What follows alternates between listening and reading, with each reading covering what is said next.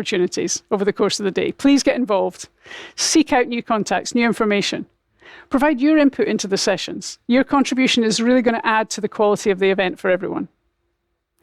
The first of these opportunities is the chance to hear from our first keynote speaker, Atholl Duncan, author of Leaders in Lockdown. The last year has seen the greatest challenge to business leadership in our generation, and in this keynote session, company chair and executive coach Atholl Duncan is going to share his insights from the 28 global business leaders he interviewed into how they coped with the crisis, and looking forward, how they believe the world will change because of what they've all been through. He believes that business and society now stand at a crossroads. How are you going to help build back better in the shadow of COVID? Ladies and gentlemen, it gives me enormous pleasure to introduce Atholl Duncan.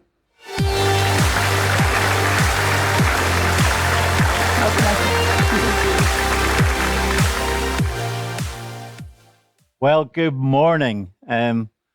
It's a great relief to be released from my garage for the first time in a year to come here and do this amazing conference. But as Claire says, you know, the last year has been like no other. We've been challenged as leaders like never before. But have you ever stopped to reflect, to ask yourself, what have I learned from what I've been through? How has this changed me as a leader? And how should we lead out of lockdown? That's the big question now. So over the next 30 minutes, we're going to try and confront some of those questions with the help of the insights of the leader in lockdown.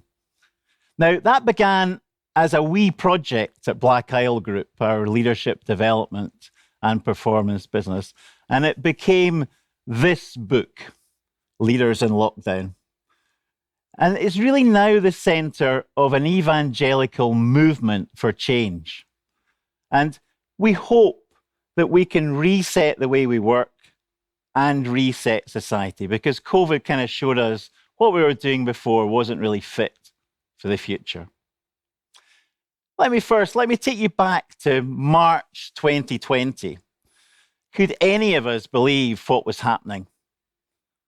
All the businesses which I'm involved in were then in some considerable degree of jeopardy, all in crisis as the world locked down. And one day stands out more than most. Monday, the 23rd of March. I had five emergency board meetings. On that day, at Black Isle Group, nearly every one of our clients either postponed or cancelled the work we were doing with them. I chair the Scottish salmon industry, and we export about 600 million of our great Scottish salmon to Europe, Asia, and the US. And on that day, our sector ground to a halt as borders around the world were closing down. I'm on the board of a cinema business. The audiences had dwindled over the previous days to a handful, and that day, the curtain fell for the last time and hasn't been raised since. Also on that day, the Prime Minister, Boris Johnson, appeared on television to address the nation, and he had this to say.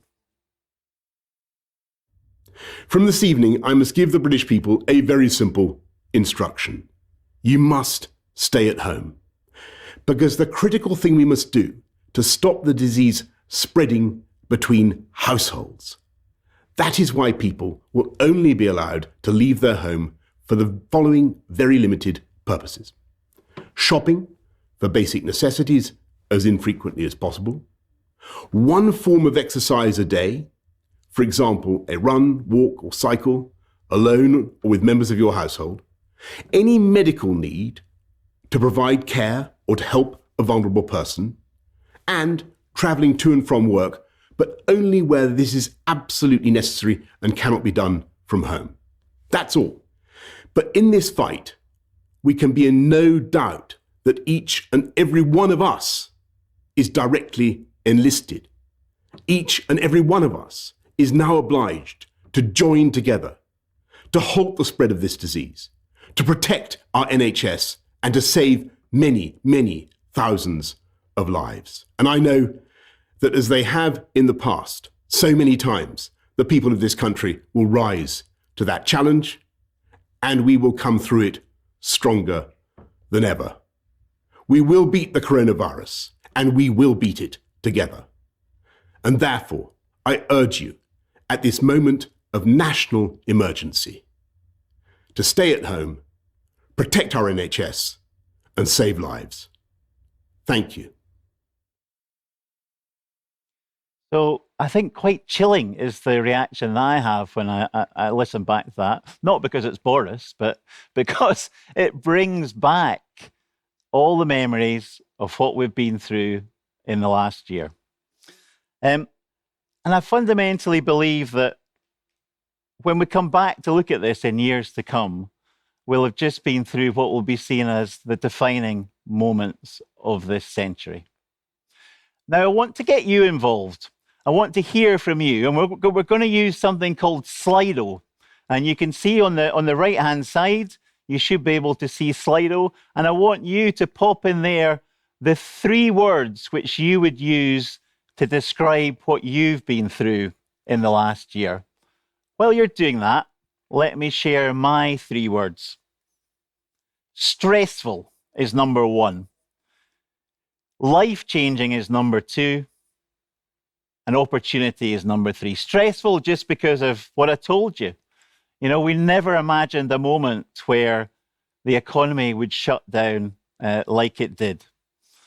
Life-changing because I was one of these people that traveled around all the time like a crazy, getting up at 5 o'clock in the morning for early planes and trains, and I haven't done any of that.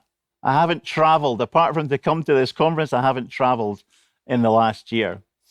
And then opportunity, because it has been an incredible period of opportunity for moving forward 10 years of change in 10 months is what people often say. So let's see some of the words that you're with here. I need to put my glasses on for this. Oh, stressful. Challenging is the big word cloud. Opportunity is there a lot. Uncertainty. Emotional. Exhausting. Difficult. Learning. Lonely. Yeah. Lonely, as we get that a lot. And, you know, one of the things that when we're doing a word cloud like this is just giving people time to reflect on what it's all been like. Scary. Yeah, absolutely, it's been scary, no doubt about that. But there's a lot of positives in it, aren't there? And this is the challenge to all of us now, is how we take the good from the last 12 months and how we continue to do the good practice in the future. Now, I've got one more Slido for you. I want you to do a little bit more work here, because if we can close that one down, guys, let's open the next Slido question for you, which is, how will the world change? Because this is a big question. So I talk to people about this a lot, and they say, September the 11th. We remember September the 11th, and they said that people would not work in skyscraper offices anymore, and they said that people wouldn't fly as much in case their planes were hijacked by terrorists. But within months of that, we went back to what we were doing before. And then in the global financial crisis, we said it was going to be the end of capitalism or the end of globalization, and we all went back to what we were doing before. Well, I'm pleased to say that on our results here, 70% of us think that the world will fundamentally change in so many ways. But you know, some people are dying to get back to the way it was. And that is the challenge for us as leaders. So let me now introduce you to some of these leaders in lockdown that we worked with, we had conversations with throughout the pandemic. There were 28 global business leaders. They were from Asia, from Europe, UK, and the US. They ranged from the chief executive of Peninsula Hotels in Hong Kong to leaders from Silicon Valley, leaders in tech, in healthcare, in financial services. And we had two big questions for them. How did they cope with the crisis? And how will the world change because of what we've all been through? And I got amazing access because they were all hunkered down in their kitchens and in their dining rooms. And they were all, these titans of business, were all looking for someone to share their thoughts with as they tried to make sense of what was happening. And we made video recordings and audio recordings of these hours and hours of conversation at the peak of the pandemic. And we're going to share some of them with you this morning. We're going to hear in this first video a little bit of Mark Thompson, who is the chief executive of the New York Times. He talks about agility and pace, and that's presumably something we want to hold on to. We'll hear from Lena Nair, who's the chief HR officer of Unilever. She was in charge of 150,000 people in 100 countries, every country dealing with this crisis in a different way. And she talks about how purpose galvanized their company. Alison Martin is the European CEO of Zurich Insurance Group. She believes this is a moment to reset so much of what we've been doing.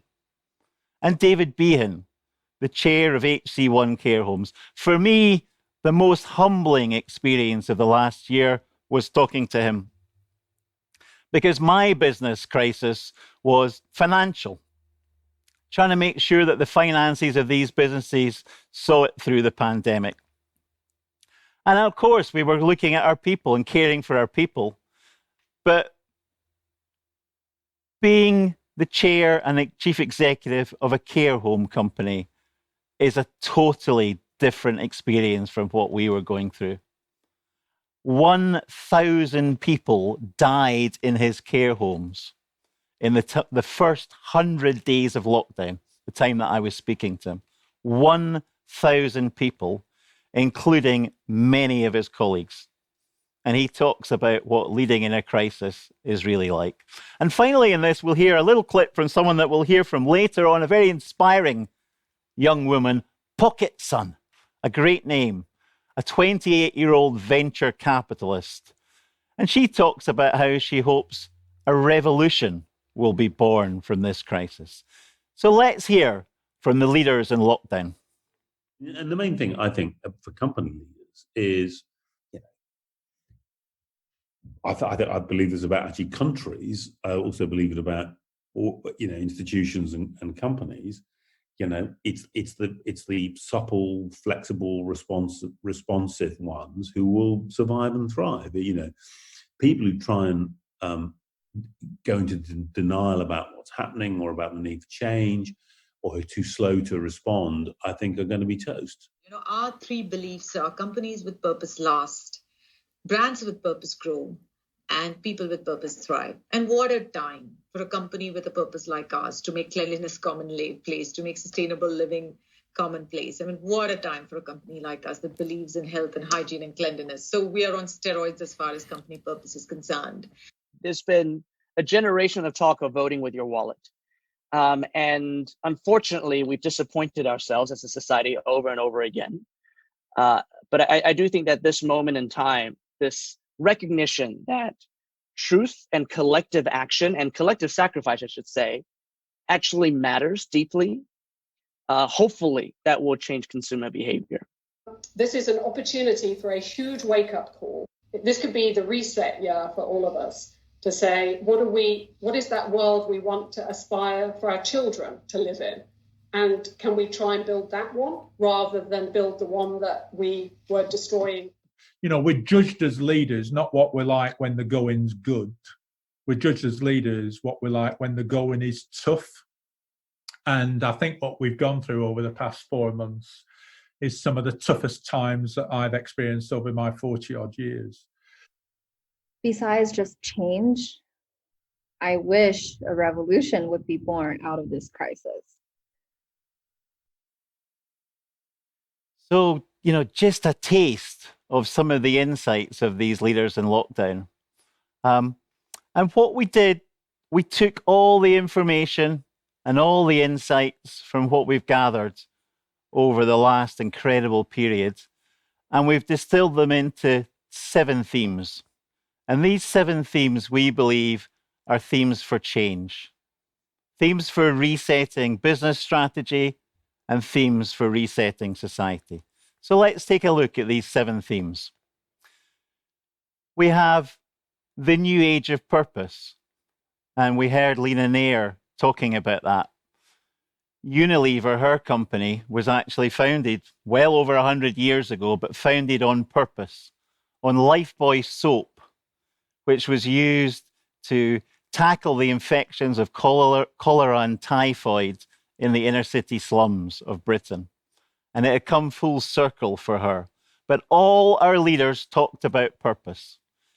They talked about how purpose had helped the businesses that were the most successful, and how coming out of the crisis, purpose would be the key to engaging employees, to engaging customers and clients, and also to engaging investors. And we see in the last year how ESG has come up the agenda and in so many ways. The second theme was the new world of work. And this is the one that's most obvious to us all, isn't it? Because we move millions and millions and millions of people from the office to the home. And we talked to the chief HR officer of Tata Group. She moved 600,000 people from the office to home. We'll talk more about this in a few minutes, but I fundamentally believe it's not just about where we're located. I think we will see emerging from this an entirely new psychological contract between the employee and the employer. Theme number 3 was tackling inequality, because the virus really widened inequality in so many ways. First, in the people who were infected and who died from the virus. That was unequal.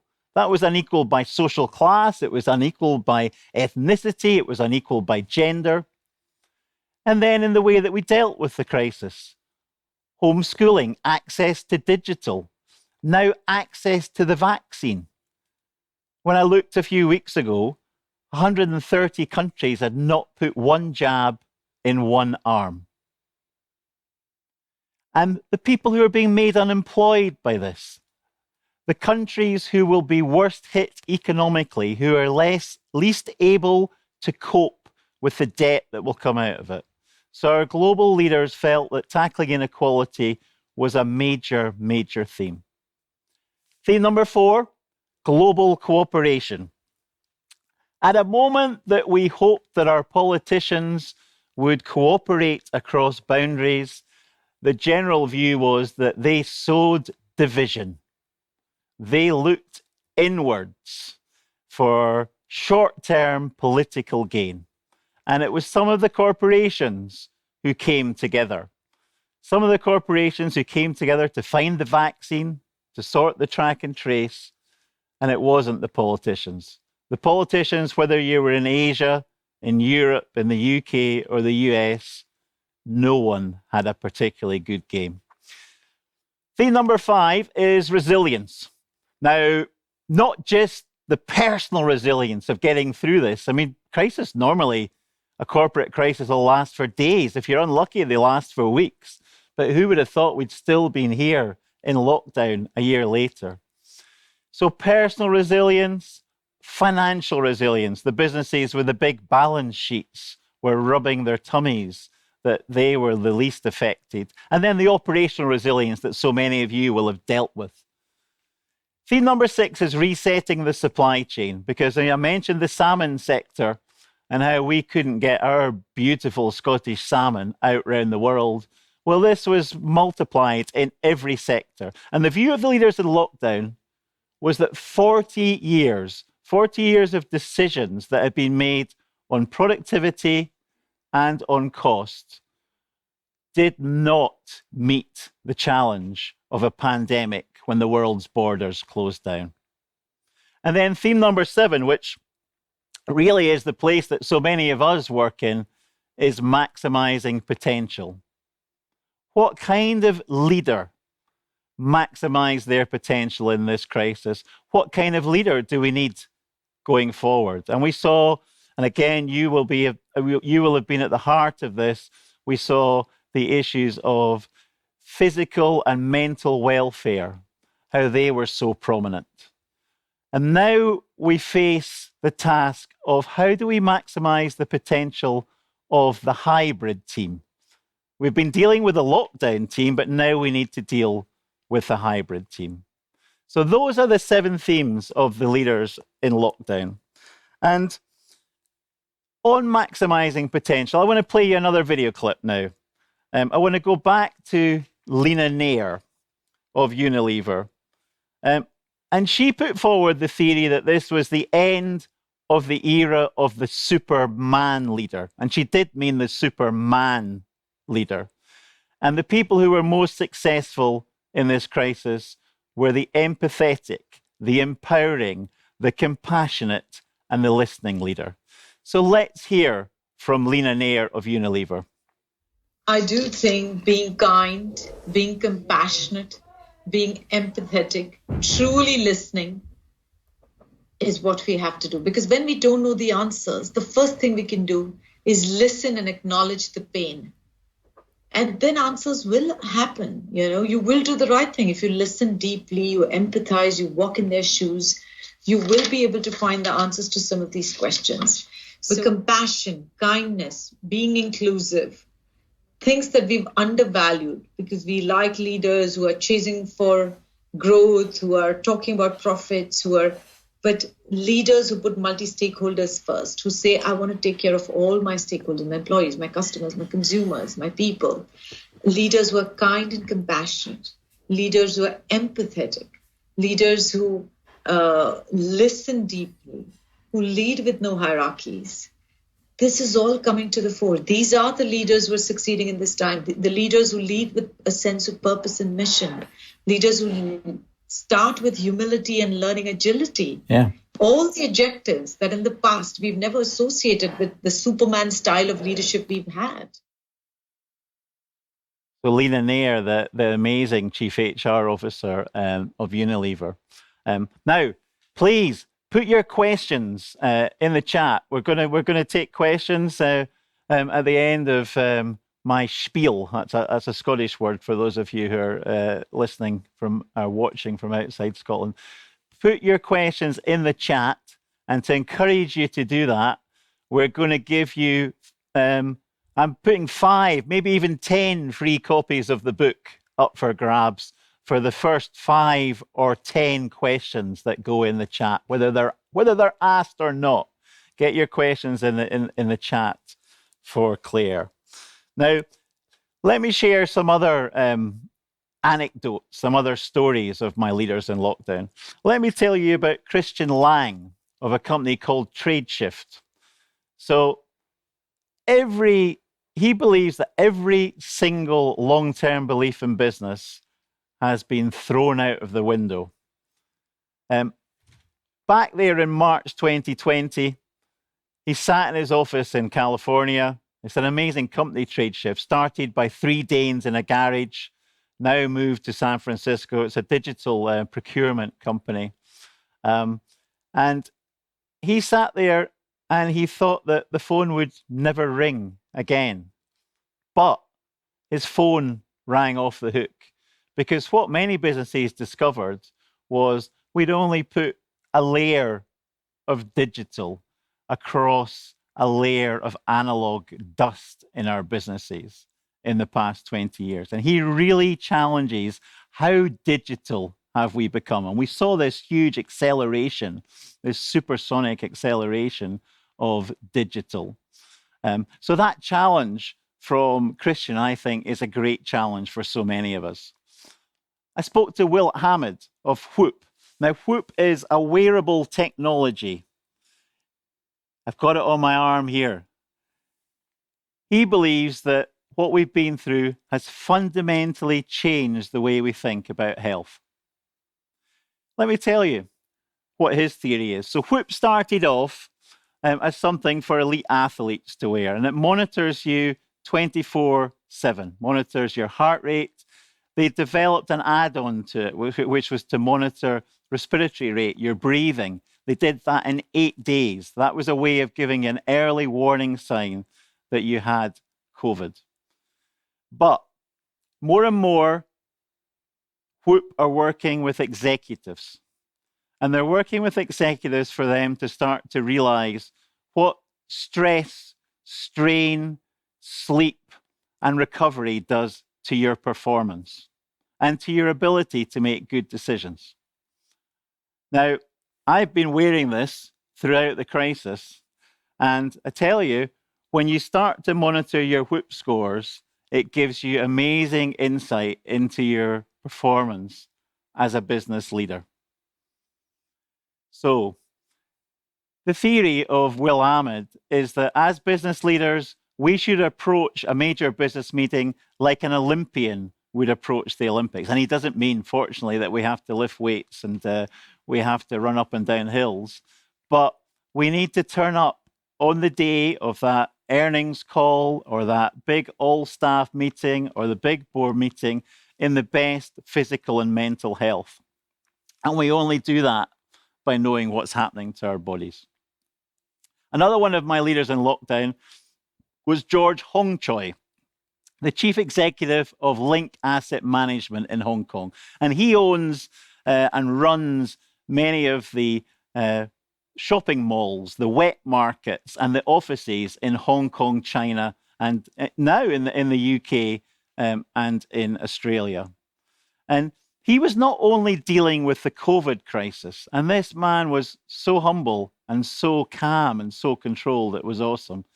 He's also been dealing with the Hong Kong protests, which have caused massive disruption for his clients in the shopping malls of Hong Kong. And he shared with me that his mantra throughout the whole crisis was his 3 C's: collaboration, communication, and care. Working together, talking, and looking after each other. And I thought that was a really good takeaway for me. But let me take you back to Mark Thompson, the chief executive of the New York Times, and his light bulb moment. Their offices are in the center of Manhattan, just off Times Square, and they're normally stacked with 5,000 people. But when Mark had to visit at the peak of the pandemic, there were only a handful of security guards there. Listen to Mark's anecdote of what he experienced at the peak of lockdown.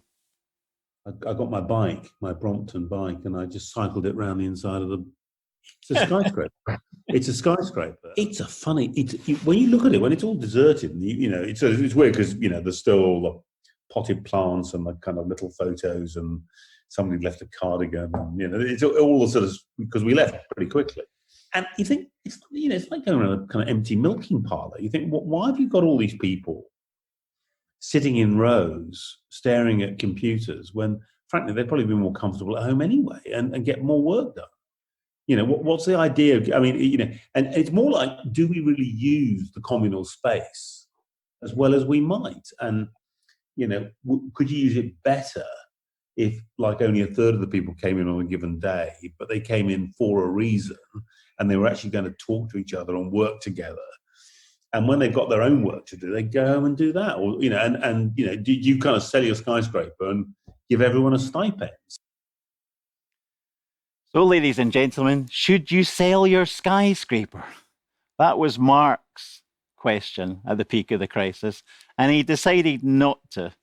But he decided that he has to completely reinvent that relationship between the office and the worker. And this is a once-in-a-generation moment to reinvent the world of work. And all of you at this conference are at the heart of that. And, the last 12 months were crucial, but it's my belief that the next 6 to 12 months are even more crucial. There's a danger that what we're doing is replacing one hamster wheel with another, that we're replacing the hell of the commute, the drudgery of presenteeism in soulless city centre offices with a life where our brains are being fried in the continuous world of Zoom in our home, and where a world that we're always on and unable to create boundaries between work life and family life. I saw this cartoon that we're going to show you, and this kind of summed it up for me. I saw this on the internet yesterday. There we are at the office. We did all this different stuff. And now at home, we're just working. Quite a thought. And you know, look at the inequality. We can pop that down now, guys. Look at the inequality that we're creating in the new world of work. Vivian Arts, who was the president of Women in Finance and Banking, was one of the leaders that I worked with. And she pointed out to me, women have 2 jobs every day in home working, and men only have 1. Women have their paid job of work and their unpaid job of running the home. And I think a survey showed that 80% of unpaid jobs in this crisis were being done at home by women. So think of the inequality of a life where those in dysfunctional families and those in houses of multiple occupancy who have unsuitable home working. Think of that and how the environments that they're dealing with face widening further inequality and disadvantage in the workplace.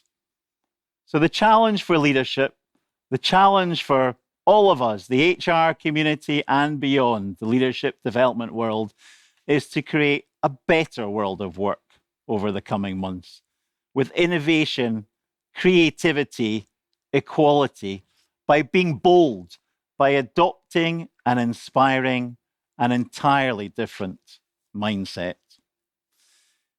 So we've been doing dozens of workshops, and we're trying to help teams of leaders reset to lead out of lockdown. And we're asking them, what do you want to hold on to and what do you want to give up? And they say agility and pace. We definitely want to hold on to that after the crisis, but we have to do it in a way that we're not burning everyone out. We want to hold on to focus. Focus on the most important things, not being busy fools. We want to hold on to working together, to collaboration, because we saw the silos came down in so many ways during the pandemic. And we want to hold on to care, compassion, and empathy. And trust. We were good at building trust with our people. And what did people want to leave behind? Well, they wanted to leave behind that command and control that Lena Nair talked about. They wanted to leave behind presenteeism, a world where the time you arrive at the office and the time you go home were for some measures of performance rather than the results you delivered. And me and many others want to leave behind travel and the hell of the commute. And we want to leave behind a world where mental and physical health were not understood and not prioritized. So I want to get you back onto Slido. And I want to hear, first of all, what do you want to hold on to from the crisis? Pop up there, what do you want to hold on to? I've given you some of the things that the leaders in lockdown wanted to hold on to. What's most important for you? Working differently, I see. Working. Flexibility. Caring for each other. Absolutely in line with what we've been hearing in our Black Isle Group project. Flexibility. I'm going to have to walk forward out the camera here to see this without putting my glasses on. Balancing work balance, more time at home. Sorry, I'm spoiling the flexible working. Brilliant. There's so much of that. So my challenge, I think, is how do we hold on to this? How do we hold on to all these things?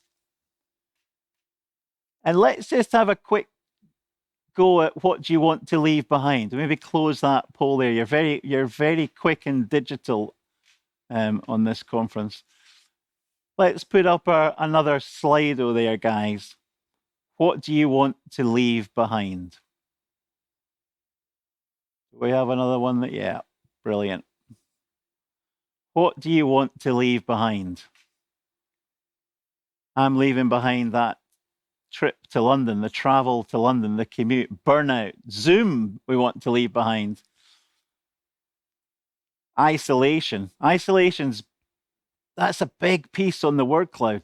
Really, really important. I mean, the different experiences that people had of this crisis. You know, I was fortunate enough to have a middle class experience with a nice garden, not to know too many people who were affected by it. Fear, you want to leave constant meetings. Yeah, absolutely. So we take what we want to hold on to and we take what we want to leave behind. Let's close that poll and just come back to me for a second. The problem, as always, in developing our people, in changing behaviors, delivering results, is how do we turn the rhetoric into reality? That is the problem for all of us. And at Black Isle Group, take a look at this. Take a look at this nudge that we've been developing. So we've been working with a lot of teams, a lot of leaders on how do we take those behavioral changes? How do we move from great conferences like this where we get inspired to great training courses that we do? How do we move from that to day-to-day, everyday changes in behavior? And at Black Isle Group, we've been using, as a direct result, a direct response to the pandemic, we've been using this nudge technology. And I'm wandering over here to find my clicker. And what it does is on your mobile phone, it allows people to set a team target. It then allows you to set individual nudges for every day. So if I want to be a more empathetic leader, my individual nudges that I might be set, if I'm not good at interpersonal sensitivity, the nudges I might set would be to give praise 5 times a day, to do 3 calls with colleagues where I'm listening. If I want to work on agility, my nudges might be to fast track 3 things this week that don't go through the bureaucracy of my business.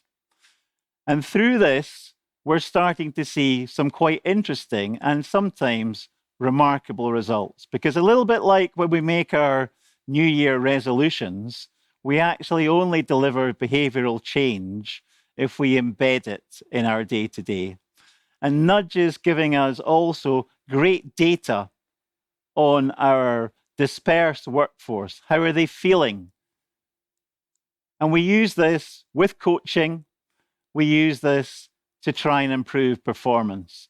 And it forms the basis of weekly feedback that you give on this. You schedule your nudges every day. Your mobile phone nudges you to take these, to embed these changed behaviors. So that's nudge technology, something that's very interesting, I think, to people who are into the psychology of how we change. But I want to leave you with one last clip of one of my leaders in lockdown. We can drop that down, guys. You heard a little bit earlier on there from Pocket Sun. Now, Pocket Sun is a very inspiring young lady. She called for a revolution, didn't she, at the start of this session? She's a 28-year-old venture capitalist, and she saw great opportunity in this crisis, you know. She was born in China. She lives in Singapore. She was educated in California. And when she was working in California, she discovered that only 2.8% of venture capital in the US goes to female entrepreneurs. And that was in 2019. That wasn't in the dark ages. That was in 2019. So she decided to set up a fund which would only invest in female entrepreneurs. And the crisis came along. Most people would have been put off by the crisis. Not a great time to launch a fund. But Pocket Sun decided to press on, and she decided to back businesses that she thought saw opportunity in the crisis. So a healthcare company in Texas, which invented the first home testing kit. She invested in an online wedding dress business to try and help the plight of the world's brides who could not travel to shops to try on their wedding dresses. She invested in a mental welfare business. But it's not that she talks about in this clip. She talks about how the crisis has changed her whole attitude to corporate life. And it's questioned so much of what we do in business. Let's hear from Pocket Sun. And I felt this period was such a great time for some real reflections about the whole system. We're pushed to buy more stuff. Like, we're told that we need all these products. We need, especially women. I mean, like, women makes 85% of consumption decisions. And that's partially why we are able to invest in these things. But at the same time, I feel that women are such targets of consumerism. Like, I think about, travel, for example, and all these experience economy. It almost feels like we are so enslaved by the corporate environment that we tell ourselves that if we can just get away, like 10 days out of a year to an island, we can come back to a terrible routine all over again. Like, is that really what humans should do on this earth? So listen to Pocket Sun. Is that what humans should really do on this earth? So the world of work we've been enduring is not fit for the future, nor was it fit for the past. And my message is simple. We've got to seize this moment. We've got to reset the way we do business, and we've got to reset society. At the start of this session, we heard from Boris. Since he spoke those words, a lot has flown under a lot of water has passed under the bridge. 157 million people have been infected with COVID. 3.3 million people have died. But just 100, let me repeat those numbers. 157 million have been infected and 3.3 million people have died. And my belief as an evangelist for change is we owe it to them to create the new world of work. And there's no one else to do it, ladies and gentlemen, just people like us. We are the leaders. Earlier, we heard from Alison Martin of Zurich Insurance Group. So let me end with her words. What is the world that we want our children to live and work in?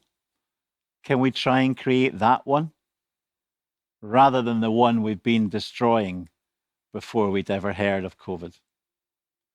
Ladies and gentlemen, thank you very much for listening, and I look forward to your questions. Thank you so much, Atholl. That was fabulous. That's a fantastic presentation. Wonderful. So the great news is lots of people have been putting their questions into you. How many books have I got to give? You've got rid of all the books. Easily. 20. So we've got lots and lots of questions. Okay, fire away. The very first question we got in was from a previous speaker a couple of years ago at the conference, Pam, over in Canada. So first of all, Pam, thank you for getting up so early in the morning to catch our conference. It's the middle of the night in Canada. And it's a great question. So if you were to do the same interviews now with those people 15 months later, how different do you think the responses would be? Well, I have been in a way, because I've been keeping up up to date with them, and I'm continuing the conversation with many of them. So far, they believe that the themes have not changed. Okay. The fundamentals have not changed. The things that struck them and confronted them in May and June last year are equally as important now. And I would say, in terms of themes like inequality and global cooperation, they're probably even more pronounced. Because I think particularly on inequality, because the crisis has lasted so long, we see that is just, a frightening issue. Not least unemployment and the black hole of unemployment that we'll see. And the people who've lost their jobs are, of course, the people who were least able to lose their jobs, and the better off who are in more advanced sectors are still in employment. Yeah. So there's a real polarization there.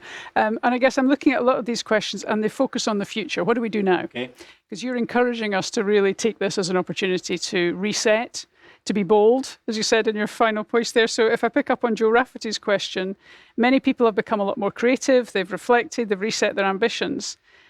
How can the leaders set this as a rebirth? What does a leader do to come out of the gloom and to help people be positive and see the opportunities? Well, the leader can do many things. I mean, I think the challenge that Lena Nair makes about the kind of leadership, and in the crisis, we didn't see any new trends emerging. We just saw old trends accelerating. So we were moving from command and control leadership to more empowering leadership. Yeah. We've seen it accelerated. But that would seem to me to be absolutely key, is a focus on a caring, compassionate leadership. But what you really need to do, and I'm sure this is happening in many, many places, is take the things we want to hold on to. A little bit, we did it in a very superfluous way there, but take the things that we want to hold on to, take the things that we want to leave behind, and let's see how we can embed that changed behavior. Okay. And what we as the leadership development community need to do better is to get to the embedding of habits. Right. Because that's the bit that we all know how we should behave differently. And we're quite good at identifying what we want to do differently. But just like our New Year resolutions to lose weight or drink less alcohol, they've gone by the third week in January because we don't bring it down to the level of how we are going to change, what we're going to do differently every day. So it's that practical part. And you mentioned Absolutely. About, after the 2008 crisis, we snapped back a couple of times, we've snapped back. So this time you're saying set out the vision, work with your team. What do you want to hold on to? What do you want to leave behind? And use those to set out the practicalities. Yeah. And then embed them. And then it's about behavioral change and embedding Absolutely. That behavioral change. And my theory of why this is different is that actually 9/11, we watched it on our televisions, didn't we? It didn't really impact us in many places in the world. It didn't hit our hearts. No. This has affected everybody. Yeah. This has affected everybody in the world. It's still running. You look at what's happening in India. This is deeply embedded in our hearts, the impact of this. And that surely is what must make it different. Okay. Wonderful. So I think we have time for maybe one final question, just to round off. That's 4 books. But I think the first people, they can all have them. They can have them. Get a book.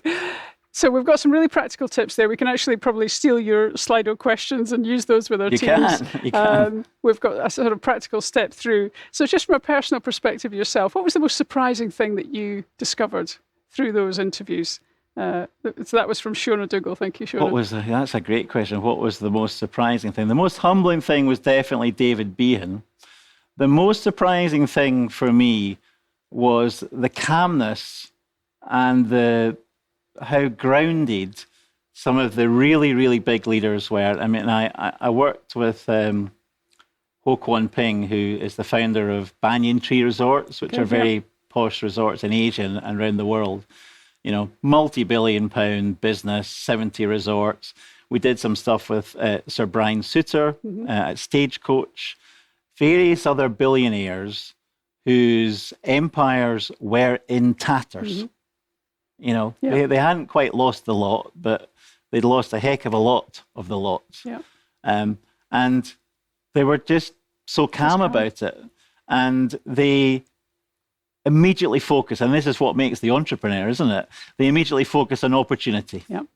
Okay, the game's a bogey, to use a phrase. This has happened. But what can we do? Let's go again. Yeah. What can we do to go again? And Ho Kwon Ping said, well, this time I can make my hotel empire, my resorts empire, a sustainable business. I can plan it from scratch with sustainability and climate in mind. And, you know, obviously that wasn't around when he did start it, I don't know, 30 or 40 years ago. But I can do it again, I can do it better. And they weren't dispirited. No. And so it's that resilience, that bounce back. Bounce back ability. Yeah. Okay. So what I love about that is that the rest of our speaker program today, we're going to touch on resilience. We're going to touch on a lot of the other themes that have come in the questions today, which are around female leadership, for example, the sustainability, the idea of addressing the inequalities. All of those themes are going to be addressed as we go through the conference program today. But what I would say is if your question hasn't got airtime on this, you can still speak to Atholl through the course of the day, through our chat room, the one-to-one chat. And if you haven't lodged a question, but you have one, then please do get in touch with Atholl. So just before we wind into a 5-minute break, I just want to finally say thank you so much. Absolutely loved that. It's been an absolute pleasure, Claire. Thank you, Atholl. Thank you. Okay, so we're going to move into a 5-minute stretch break now before I introduce our next speaker. Thank you.